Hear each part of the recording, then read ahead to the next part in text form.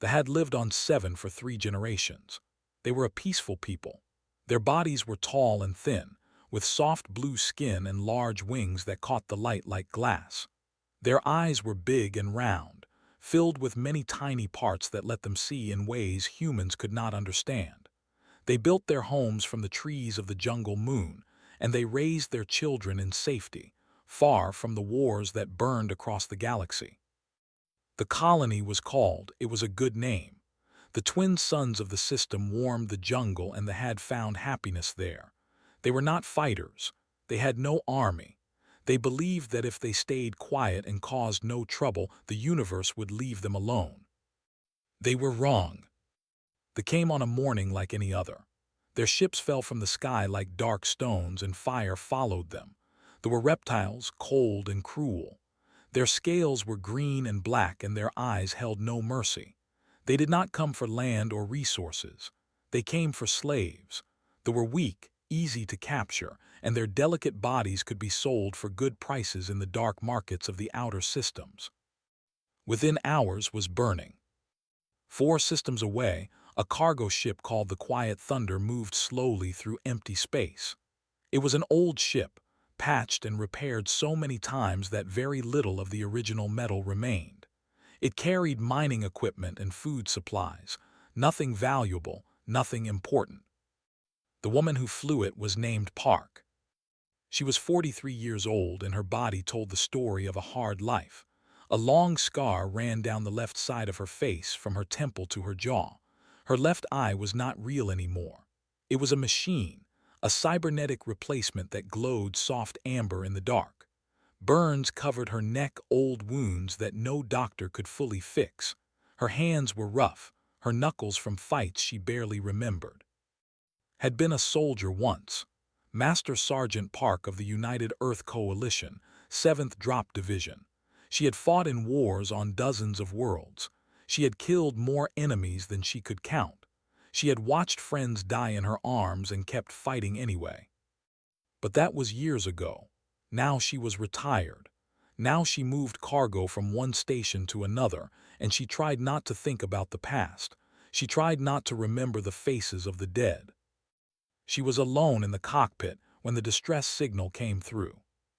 The sound filled the small room, a repeating pattern that knew too well. Emergency beacon, civilian frequency. She sat up in her chair and looked at the data scrolling across her screen. The message was simple: colony under attack, civilian population, request immediate assistance. The source was 7, a settlement. Stared at the screen for a long time. Her fingers tapped against the armrest of her chair. She told herself it was not her problem. She told herself she was too old for this. She told herself that someone else would answer the call.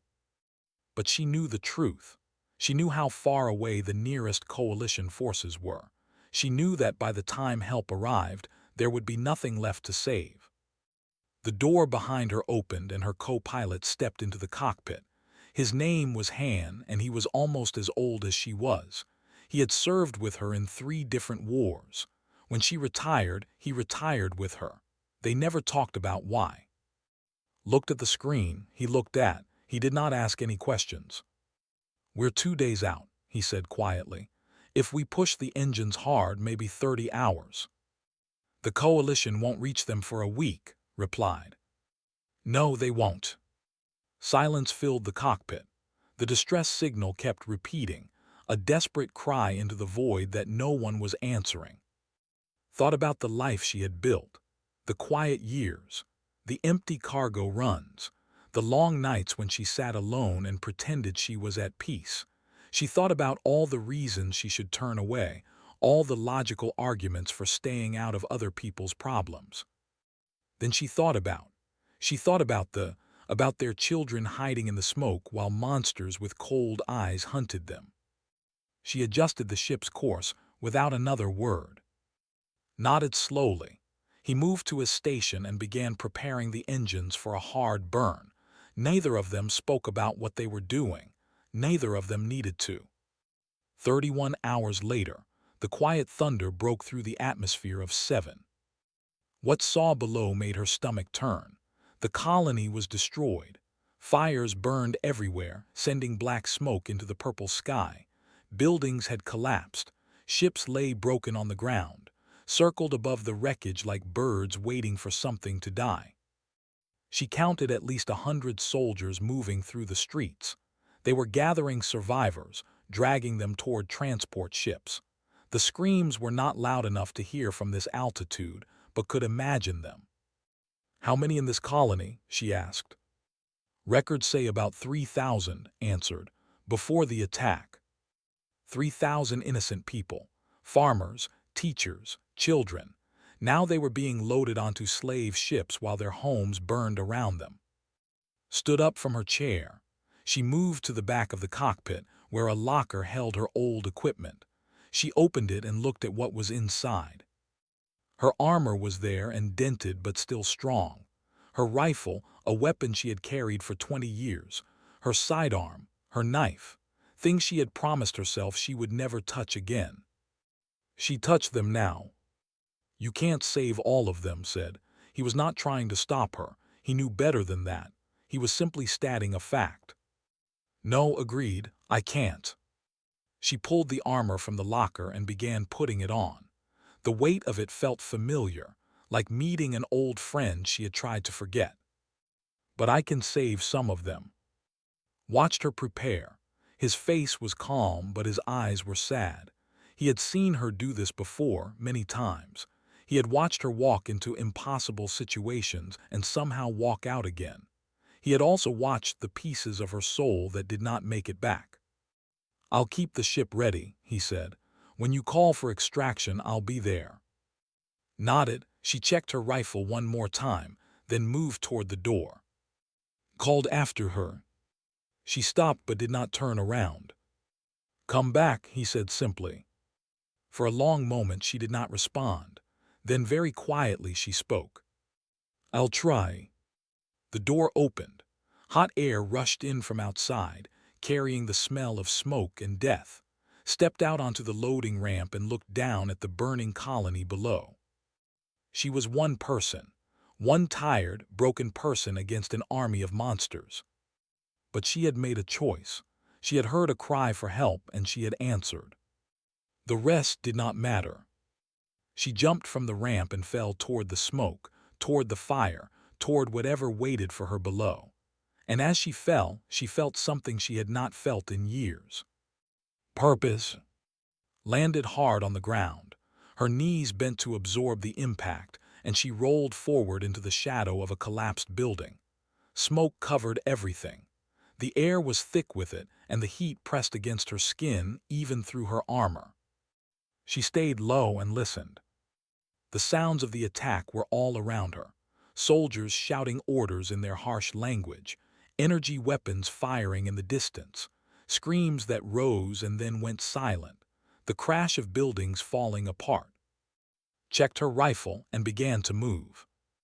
She had landed on the edge of the colony, away from the main fighting. This was intentional. She could not fight 100 soldiers head-on. She was good, but she was not that good. Instead, she would move through the shadows, find survivors, and get them to safety one at a time.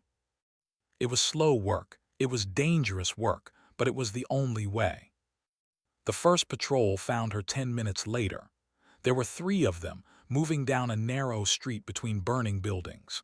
They were big, almost 2 meters tall, with thick scales and weapons that glowed with deadly energy. Watched them from behind a pile of rubble. She counted their steps, measured their spacing, noted where each one was looking. Then she moved. The first died before he knew she was there. Her knife went through the gap in his armor at the neck, and he fell without making a sound. The second turned at the noise but was already moving. She grabbed his weapon arm and twisted it up, forcing the barrel toward the third. The energy blast hit him in the chest and he went down. The second tried to fight back. He was strong, much stronger than a human, but had been fighting things stronger than her for her entire life. She knew where to hit, where to cut, how to use an enemy's strength against him. 15 seconds later, all 3 were dead. Did not stop to rest. She took a moment to catch her breath, then kept moving. The second patrol was larger, 5 soldiers escorting a group of captured toward a transport ship. The prisoners walked with their heads down, their beautiful wings broken and dragging on the ground. One of them was limping badly, leaving a trail of blue blood behind her. Found a position on a rooftop overlooking the street. She raised her rifle and looked through the scope. 5 targets, she would need to be fast. The first shot took down the lead. Before his body hit the ground, she had already fired again. The second spun and fell. The remaining 3 scattered, looking for cover, trying to find where the shots were coming from. They did not find her in time. When the last stopped moving, the captured stood in the street, frozen with shock. They stared at the bodies around them, not understanding what had happened. Climbed down from the rooftop and approached them slowly. She held her hands out, showing she meant no harm. "Go," she said, pointing toward the jungle at the edge of the colony. "Hide in the trees, stay quiet, help is coming." They looked at her with their huge, frightened eyes. They did not speak her language, but they understood enough. One by one, they turned and ran toward the jungle, moving as fast as their injured bodies could carry them. Watched them go. Then she turned back toward the colony and kept hunting. She found more patrols. She killed more. Each time, she freed whoever she could, sent them toward the jungle and moved on. Her body began to ache. Old wounds reminded her of their existence. New wounds appeared, a cut on her arm from a blade that got too close, a burn on her leg from an energy blast that grazed her. She ignored the pain. She had learned to do that long ago. It was near the center of the colony that everything changed. Was moving through the ruins of what had once been a residential area. The buildings here were smaller, family homes with gardens that had been trampled and burned. Bodies lay in the streets, who had not been fast enough to run. She stepped around a corner and stopped. In front of her, crouched beside a collapsed wall, was a child. The girl was small, maybe 6 or 7 years old by human standards. Her skin was pale blue, lighter than the adults had seen. Her wings were torn, one of them hanging at a bad angle. One of her antennae was bent and broken. But her eyes were open and alive, filled with fear and something else. Something that looked like hope. The child was not alone. Beside her lay an adult, a female, probably her mother. The woman was badly hurt. Deep wounds crossed her chest and her breathing was shallow and weak. Blue blood pooled beneath her body. The child looked up at. For a long moment, neither of them moved. Then the girl spoke. "Sir," she whispered. The translator in his helmet picked up the words and converted them to human speech. "My mother is hurt." Stared at the child. She stared at the wounded mother. She thought about all the logical reasons to keep moving, to save herself, to find survivors who could actually walk. She thought about another child, long ago. A daughter with dark hair and bright eyes who used to run to meet her when she came home from deployment. A daughter she had buried on a world much like this one, in a grave she visited only in her dreams. Did not speak. She simply walked forward and knelt beside the wounded. She checked the woman's injuries with hands that had treated countless battle wounds. The damage was severe. Without medical attention, the mother would die within hours. But she was still alive. For now, that was enough. Slid her arms beneath the mother's body, one under her shoulders and one under her legs. The woman was lighter than she expected, her bones hollow like a bird's. Stood up slowly, cradling the wounded mother against her chest. The child watched with wide eyes. Tears ran down her small face, leaving tracks in the ash and dirt. "What is your name?" asked. The child whispered. "Stay close to me, stay behind me. Do not make any noise, can you do that?" The child nodded. She reached out with one small hand and gripped the edge of his armor. "Good," said. "We are going to walk now. It is going to be a long walk, but I will not leave you. Do you understand?" Nodded again. Her grip on his armor tightened. Looked down at the mother in her arms, then at the child beside her. 2 lives, 2 fragile, innocent lives that the universe had placed in her hands. She had not asked for this responsibility. She had not wanted it, but it was hers now, and she would not let it go. "Let's move," she said quietly. And they walked into the smoke together. The extraction point was 2 kilometers away. Had marked the location on its helmet display, a small green dot that seemed impossibly far. Between and that dot lay burning streets, collapsed buildings, and patrols searching for survivors to capture. 2 kilometers. In normal conditions, a person could walk that distance in 20 minutes, but these were not normal conditions. Was carrying a wounded woman who might die at any moment. She had a terrified child walking beside her, and somewhere in the smoke, enemies were hunting. She moved carefully. Every step was calculated. She used the shadows when she could find them, the smoke when she could not. She listened constantly for the sound of voices or the hum of their weapons. Walked beside her in silence. The child had stopped crying. Her small hand never left his armor. She moved when moved, stopped when stopped. For someone so young, she understood the situation very well. Watched the mother's breathing as they walked. It was shallow but steady. The woman's eyes were closed, but sometimes her lips moved as if she was speaking words that no one could hear. Perhaps she was dreaming. Perhaps she was praying. They had covered maybe 500 meters when heard the patrol.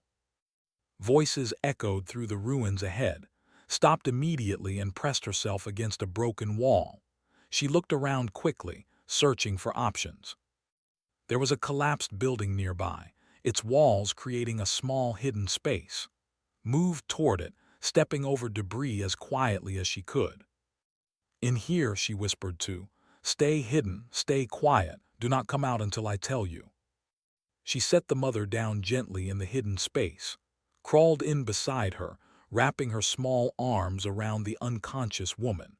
The child's eyes were huge with fear, but she did not make a sound. Touched the top of his head briefly. Then she turned and moved toward the sound of the patrol. There were 4 soldiers.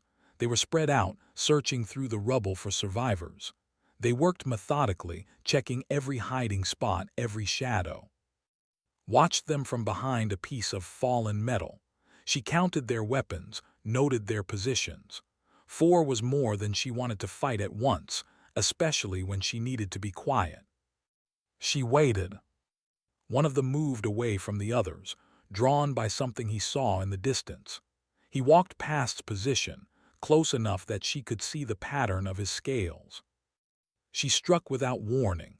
Her arm wrapped around his throat from behind, cutting off his air before he could make a sound. He struggled, his claws scratching at her armor, but she held tight. After a few seconds, he went limp. She lowered his body to the ground and took his weapon. It was heavier than human weapons, designed for hands, but she could use it. The remaining 3 had not noticed. They were still searching, moving slowly through the ruins. Circled around behind them. She found a good position, raised the stolen weapon, and fired. The first went down.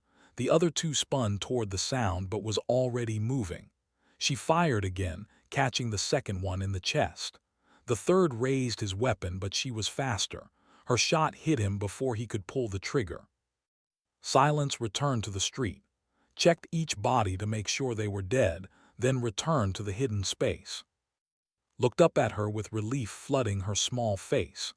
The child reached out immediately, grabbing his armor again as if afraid she would disappear. "It's okay," said. "We can move now." She picked up the mother again, and they continued walking. The next hour was the longest of his life. They moved from shadow to shadow, hiding whenever patrols came near. Twice more she had to set the mother down and fight. Each time, she eliminated the threat and returned to her charges. Her body was getting tired. The mother was not heavy, but carrying any weight for an extended time wore on the muscles. The wounds she had received earlier were bleeding more now, the movement preventing them from closing properly. She could feel blood running down her arm and her leg, warm and wet against her skin. Noticed. "You're hurt," the child said during a brief rest. She pointed at the blood-staining's armor. "You're bleeding." "I know," replied. "Doesn't it hurt?" Looked down at the small alien child. His face was dirty, streaked with tears and ash. Her torn wings hung limply behind her. She had watched her home burn, seen her mother nearly killed, walked through streets filled with death. And still she was worried about a stranger's pain. "Yes," admitted, "it hurts." "Then why don't you stop? Why don't you rest?" Was quiet for a moment. She thought about how to explain something that she herself did not fully understand. "Because stopping hurts more," she finally said. "When I see someone who needs help and I do nothing, that pain is worse than any wound. It stays with you. It never heals." Thought about this. Her large eyes studied space with an intelligence that seemed beyond her years. "My mother says humans are scary," said softly. "She says your kind fights too much. She says you are dangerous." "Your mother is right," replied. "We are all of those things. But you're helping us." Looked at the mother lying unconscious nearby. She looked at the child standing beside her. She thought about all the things humans had done throughout history, the terrible things and the beautiful things, the destruction and the salvation. "Humans are complicated," she said. "We can be monsters. We can also be something else. We get to choose every day which one we want to be." "What did you choose?" asked. Reached out and adjusted the child's bent antenna gently, trying to straighten it without causing pain. "Today I chose to answer a call for help," she said. "Today I chose to carry a stranger through fire. Maybe tomorrow I'll make different choices. Maybe I'll be tired and angry and make mistakes. But today, right now, I'm choosing this." She stood up and lifted the mother again. Her arms screamed in protest. Her legs trembled with exhaustion. The blood loss was making her head feel light and strange. But she kept walking. "Come on," she said "we're almost there." They were not almost there. They still had more than a kilometer to go, but the child did not need to know that. The child only needed to keep moving, keep hopping, keep believing that the scary human would protect her, would make sure that belief was not wrong. One step at a time, one breath at a time, through the smoke and the fire and the death, she carried them forward. Because that was what she had chosen to do. The river appeared through the smoke like a dark ribbon cutting through the land. Felt a small surge of hope when she saw it. The extraction point was just on the other side. Once they crossed, could pick them up and get them to safety. Then she saw the bridge. Or what was left of it. They had destroyed it. Broken stone and twisted metal hung over the water, the middle section completely gone. The gap was at least 15 meters wide, too far to jump even without carrying a wounded woman. Stopped at the edge of the river and stared at the destroyed crossing. Her mind raced through possibilities. Could she swim across while carrying the mother? No, the current was too strong and she was too tired. Could she find another crossing point? Maybe, but it would add hours to their journey, and the mother did not have hours. "What's wrong?" asked. The child had not seen the bridge yet. She was too short to see over the rubble. "The bridge is broken," said. Her voice was calm, but inside she felt the cold grip of despair. "We need to find another way." She set the mother down beneath a group of fallen trees. The woman's breathing had grown weaker during their walk. Her skin was pale, almost gray. Checked her wounds and saw that the bleeding had slowed, but that was not a good sign. It meant there was not much blood left to lose. "Stay here," she told. "Stay hidden, I need to think." Walked to the water's edge and looked up and down the river. There was no other crossing point visible. The banks were steep and muddy, impossible to climb while carrying someone. The current moved fast, filled with debris from the destroyed colony. She activated her communicator. She said, "I need pickup at secondary coordinates, river crossing." The response came through broken with static. There were jamming communications, making it hard to send clear signals. Hear you? Jamming is heavy. I can try, but you'll need. Hold for 20 minutes. 20 minutes. Closed her eyes and took a deep breath. 20 minutes was a lifetime in a. 20 minutes was enough time for a dozen patrols to find them. Understood, she replied. We'll be waiting. She returned to where sat beside her mother. The child looked up at her with those enormous eyes, searching for reassurance. Help is coming, said, but it will take time. We have to wait here. Will the bad ones find us? Maybe, saw no point in lying. The child had already seen too much to believe comfortable lies. If they do, I will deal with them. She checked her rifle. The power cell was running low. She had used too many shots during their journey. She still had her sidearm fully charged and her knife. Against a full patrol, it would not be enough. But it would have to be. The sound came 5 minutes later. Footsteps, many of them crunching through debris. Harsh voices speaking the language. They were coming from the direction and had traveled, following their trail. Moved quickly. She gathered branches and leaves and piled them over the mother and child, creating a rough hiding spot. She said, kneeling beside the child, "Listen to me carefully. I need you to stay here. Stay hidden. No matter what you hear, do not come out. Do not make any sound. Do you understand?" His eyes were wide with fear. "Where are you going?" "I'm going to make sure they don't find you." "But there are so many of them. I can hear them. There are too many." Reached out and touched the child's face gently. Her rough fingers were surprisingly soft against the smooth skin. "There are never too many," she said. "There is only the fight in front of you. You fight that one, then you fight the next one. You keep fighting until there's nothing left to fight or nothing left of you. That's what humans do." "I'm scared," whispered. "Good, being scared means you're smart. Only fools feel no fear," stood up. "Take care of your mother. When the ship comes, you'll hear it. When you hear it, run to the water's edge. My friend will find you. He'll keep you safe." "What about you?" Looked toward the sound of approaching. There were many of them, maybe 10, maybe more. She could not tell exactly. "I'll catch up," she said. It was probably a lie.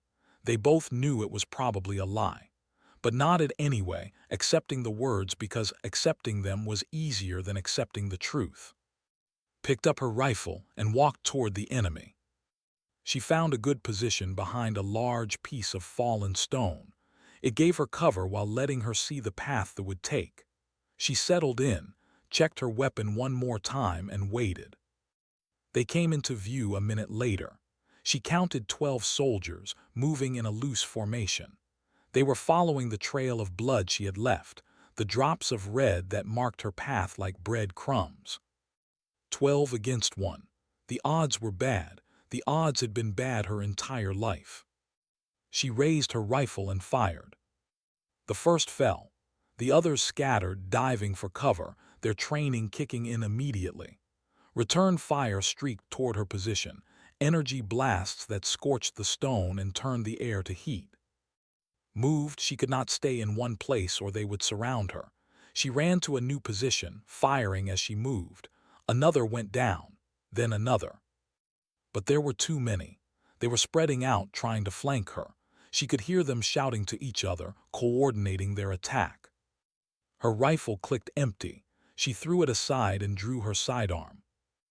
Came around a corner, his weapon raised, shot him before he could fire. Another appeared behind her. She spun and fired again, but he was wearing heavy armor. The blast only staggered him. He swung his weapon at her head. She ducked under the blow and drove her knife into his leg. He screamed and fell. She finished him with her sidearm. More were coming, always more. Fought with everything she had. She used every trick she had learned in 20 years of warfare. She shot and stabbed and kicked and punched. When her sidearm ran dry, she fought with her knife alone. When a blade cut deep into her side, she ignored the pain and kept fighting. Time lost all meaning. There was only the fight, only the next enemy, only the desperate need to keep them away from the child hiding by the river. She killed 8 of them before they brought her down. A heavy blow to the back of her head sent her to her knees, her vision blurred. She tried to stand, but her legs would not obey. Another blow knocked the knife from her hand. She was on the ground now, bleeding from a dozen wounds. 4 stood over her, their weapons pointed at her head. "Human," one of them hissed, "you have caused much trouble." Looked up at them. Her cybernetic eye flickered, damaged in the fighting. Blood ran down her face. "Not enough," she said, "not nearly enough." The raised his weapon. And then the sky lit up with fire. The quiet thunder descended through the clouds like a falling star. Its weapons blazed, tearing into the remaining with terrible precision. The soldiers around disappeared in explosions of light and heat. Then there was silence. Lay on the ground, staring up at the sky. She could hear the ship landing somewhere nearby. She could hear footsteps running toward her. His voice reached her through a fog of pain. "Stay with me." She felt hands lifting her, carrying her. She felt the cool air of the ship's interior against her skin. "The civilians," she whispered. Her voice was barely audible. "The child, her mother." "We've got them," said. "Medical bays ready. They're going to make it." Closed her eyes. Relief washed over her like a warm wave. "Good," she said. "That's good." Then the darkness took her, and she knew nothing more. The medical bay of the quiet thunder was small but well equipped. Years of dangerous work had taught, and the value of good medical supplies. When you operated far from civilization, you learned to take care of your own wounds. Now those supplies were keeping 3 people alive. His mother lay on the main medical bed. They had sealed her wounds and was slowly replacing the blood she had lost. Her breathing was stronger now, more regular. The monitors showed her vital signs improving hour by hour. She would survive. On a smaller bed nearby, Park lay unconscious. Her injuries were severe: multiple stab wounds, deep cuts, burns, internal bleeding, a concussion that had swelled her brain dangerously. They had worked on her for 6 hours straight and had watched every moment with fear in his heart. She was stable now. That was the word the machine used. Stable. It meant she was not getting worse, but it did not mean she was getting better. It meant they had to wait and hope. Would not leave side. The child had been treated for her own injuries. Her torn wings had been bandaged, her broken antenna set in a splint that would help it heal straight. The doctors on the space station they were heading toward would do more, but for now she was okay. But she refused to go rest. She refused to eat. She refused to do anything except sit in a small chair beside bed and watch the human woman breathe. Brought her food anyway. He set a tray beside her with some simple things that could eat. Then he sat down across from her. "You should sleep," he said gently. "Your mother is going to wake up soon. She'll want to see you healthy." Did not look at him. Her eyes stayed fixed on his face. "She saved us," the child said. "She carried my mother through all that fire. She fought all those monsters. Why did she do that?" Was quiet for a long moment. He looked at his old friend lying broken on the medical bed. He thought about all the years he had known her, all the things he had watched her do. "Because that's who she is," he finally said. "She sees people in trouble and she helps them. She always has ever since I met her." "My people tell stories about humans," said. "They say humans are dangerous. They say humans destroy worlds and kill without mercy. They say we should stay far away from your kind." "Those stories are true," admitted. "Humans have done terrible things. We've burned planets and wiped out entire species. We've started wars that lasted generations. We are everything your people say we are." Finally looked at him. Her large eyes were confused, searching for understanding. "But she's human too, and she almost died for us, for strangers." Smiled sadly. "That's also what humans are. We're complicated. We can be monsters, but we can also be heroes. Sometimes the same person can be both. It depends on the choices they make." "What choice did she make?" "She chose to answer a call for help. A call from people she had never met, people who were not her species, people who owed her nothing and could give her nothing in return. She chose to risk everything for you because somewhere inside her, she believes that's what people should do for each other. Was quiet. She reached out and took's hand. The human's fingers were rough and so different from the smooth skin of the, but held them gently as if they were precious. I hope she wakes up, the child whispered. I want to thank her. She'll wake up, said. He hoped he was telling the truth. She's too stubborn to die. I've seen her survive worse than this. 3 days passed. Smother woke up on the second day. Her name was Sora, and when she opened her eyes and saw her daughter sitting beside her, she wept with joy. She held tight and did not let go for a very long time. Told her what had happened. He told her about the human woman who had carried her through the burning colony, who had fought off dozens of soldiers, who had nearly died protecting 2 strangers. Sora listened in silence. When he finished, she looked at the unconscious figure on the bed across the room. May I see her? She asked. Helped her walk the short distance. She was still weak, still healing, but she insisted. She stood beside's bed and looked down at the face of the human who had saved her life. Thank you, Sora whispered. I don't know if you can hear me, but thank you. I will never forget what you did. On the morning of the 4th day, opened her eyes. The first thing she saw was a ceiling she did not recognize.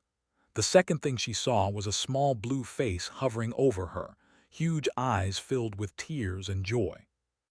You're awake, cried. You're awake, mother, she's awake. Tried to speak, but her throat was dry. She coughed and winced at the pain in her chest. Appeared with water. He helped her drink, holding the cup to her lips. Easy, he said. You've been out for a while, don't try to do too much. Looked around the medical bay. She saw bouncing with excitement. She saw Sora standing nearby, leaning on a crutch but standing. She saw looking at her with relief in his eyes. Everyone made it, she asked. Her voice was rough and weak. Everyone made it, confirmed. The mother and daughter are both going to recover fully, thanks to you. Closed her eyes. A small smile touched her lips. Good, she said. That's good. Sora approached the bed slowly. She looked down at with an expression that was hard to read. Gratitude, yes, but also something else. Wonder, perhaps, or awe. My daughter told me what you said to her, Sora said. She told me you said humans are complicated, that you can choose to be monsters or choose to be something else. Nodded slightly. I have lived my whole life afraid of humans, Sora continued. My parents taught me to fear your kind.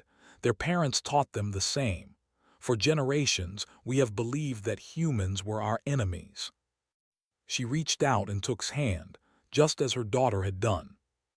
I was wrong, Sora said. Not about all humans. Maybe some of them are monsters, but you are not. You are something I don't have a word for, something that my people never told stories about. What's that? Asked. Sora looked at her with those large, beautiful alien eyes. A human who would die for strangers, she said. A human who carries wounded mothers through fire and stands alone against armies for children she has never met. My people have no stories about humans like you. Perhaps we should make some. 2 months later, the council held a ceremony on there. They awarded Park their highest honor, the Wing of Mercy, given only to those who risked everything for the innocent. It was the first time in their history that they had given this honor to a human. Did not attend the ceremony. She was 4 systems away by then, running cargo between mining stations. Had tried to convince her to go, but she refused. I didn't do it for medals, she said. I did it because it needed to be done. But on the wall of her small quarters, beside faded photographs of people she had loved and lost, she hung a single object. It was a feather, iridescent and beautiful, given to her by a small child on the day they said goodbye. Remember us, had said as she pressed the feather into his hand. Remember that you changed how we see your people. Remember that somewhere in the galaxy there are 2 who will never forget what you did. Sometimes, in the quiet hours between stars, would look at that feather and think about the choice she had made. She had heard a cry for help, and she had answered. She had carried a stranger through fire and stood against an army for a child. She had nearly died. And she would do it again. Without hesitation, without regret, she would do it all again. Because that was who she chose to be. That was what humans could be when they made the right choices. Not monsters, not conquerors, but protectors, defenders of the innocent. The kind of people who heard a child whisper for help and lifted her mother without a word. The galaxy was vast and cold and often cruel, but somewhere in that darkness there were people like Park, people who answered calls for help, people who fought for strangers. And as long as such people existed, there was hope. For everyone,